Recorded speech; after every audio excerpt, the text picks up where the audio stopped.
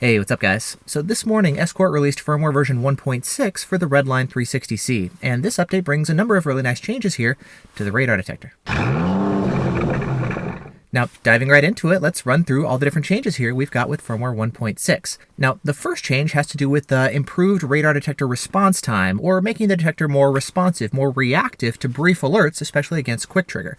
With the older firmware version 1.4, the detector was a little bit laggy and slow. With 1.6, they've actually sped things up kind of nicely here. On Ka band here especially, the detector is now much more responsive against brief alerts. It is a little bit slower still on K band, which seems to be kind of the trade-off.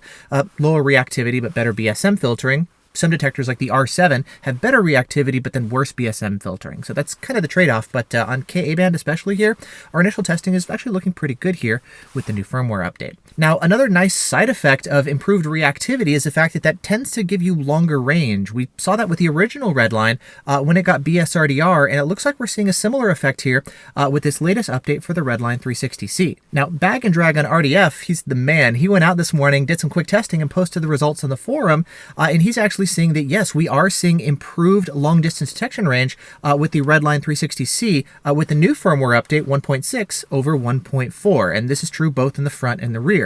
Escort has been saying the same thing, and they've also seen some similar results in their own beta testing as well. And so it looks like, yeah, even though they didn't improve the sensitivity directly, the improvements to reactivity are also now giving us longer range, which is great. Now, Bag and Drag has also done a little bit of comparison with his V1 Gen 2 against his Redline 360c. I know he was reporting that his V1 actually gave a little bit better range than the Redline 360c on the older firmware, but now with the newer firmware, the Redline 360c is able to either meet or now exceed the performance of the V1 Gen 2. So again, just another data point, something else to consider, and more that we're all learning as people go out and test and share their experiences. Now, the next change is some improvements to the low-powered radar detection. MRCD detection, for example, with the Redline 360c was basically useless with the old firmware updates. Escort saying they've improved both the accuracy and the sensitivity of the Redline 360c. Now, I'm looking forward to seeing some test results actually coming out so that we can learn more about them, and I'll post more information on my website and in the video description as we start getting more tests and whatnot.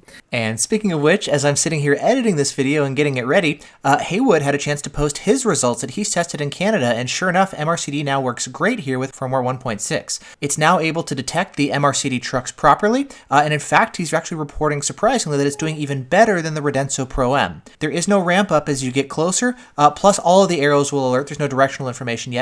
But it looks like MRCD now finally works properly, and he's reporting that the range is impressive. So that's really good to see as a result of Escort's continued development.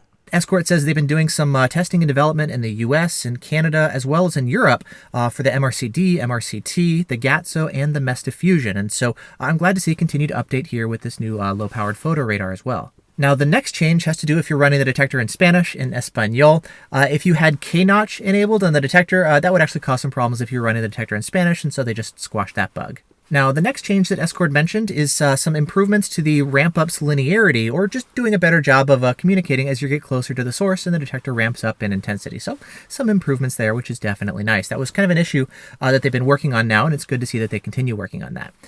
Now, the next improvement has to do with the arrow functionality. There's been some issues with the arrows just not quite being accurate, and in some situations I find that, yeah, it still needs some more tweaking. Now, there's been some improvements here with this latest update, 1.6. Escort's been pretty clear that it's still not where they want it to be, but they've done some changes and improvements here with this update, and they're going to continue to do more. I went out and did some quick testing with a pair of speed signs actually pointing in different directions just to see how the detector fares, and I found that it actually seems to work pretty well in this situation. I would drive towards the first speed sign, for example, and then I would pass it, the detector would flip arrows as expected. Then I would keep driving, and then the arrows would flip again from back to front to let me know that there's now another thread up ahead, and then I would pass this second speed sign over here on the left, and then again you'll see the arrows will flip back to the rear to let me know that, well, I passed the source. So overall, the arrows seem to be working pretty well here. Again, I agree they're not quite perfect in every situation, but overall they seem to be pretty nice here so far. And then finally, the last change that Escort had mentioned is improved strong signal handling capability. Now, I wasn't entirely sure what this means, so I asked Escort, and they said that with the M12, kind of the platform that they use in the Redline 360c, they've got more dynamic range in the receiver, and so they focused on improving the general signal processing with the detector. So, cool. the detector should do better now when you're encountering any sort of strong signals, which is nice. I have seen some issues in the past with that, but of course more testing has to come to see if that's exactly what they've addressed. Now, as far as things with the detector that weren't changed here with this latest update, BSM filtering, it's still the same. Escort says there's no notable changes here with 1.6 for the BSM filtering. Another thing is laser detection on the detector. We found that if you turn off laser detection in the Redline 360c, it'll actually still continue to alert to laser when it detects it. I found this to be true both if you turn laser detection off in the detector or via Escort Live. This fix isn't available in this specific update, but Escort says that they're planning on introducing this fix in a future update. Now, if you'd like to go ahead and update your detector, there's of course two ways to do it. The first way is just to do it over Wi-Fi once the update is available. When you're out driving, when the detector fires up and finds there's an update available, it'll let you know, and then you can just update the detector wirelessly. However, people are finding that this update is first available right now via Escort detector tools. You take the detector and plug it into your computer and update. You can do that both on Windows and on Mac, but people are so far reporting that it seems to work better on Windows. I tried it on Mac initially. I wasn't able to update successfully. I was getting some errors and whatnot, and then when I switched over to my Windows computer, then it updated fine. So just something else that we're noticing. If you have any issues when you're updating, I know a couple other people have reported issues too. I've got another link in the video description to where you can go for help and support, and people are kind of posting their experiences and how to find solutions and whatnot. And speaking of which, another quick update for you fellow Mac users. It looks like Escort is having some issues with their Escort Detector Tool software for Mac, and it is a known issue that they're working on, and so we can expect a fix for this soon too.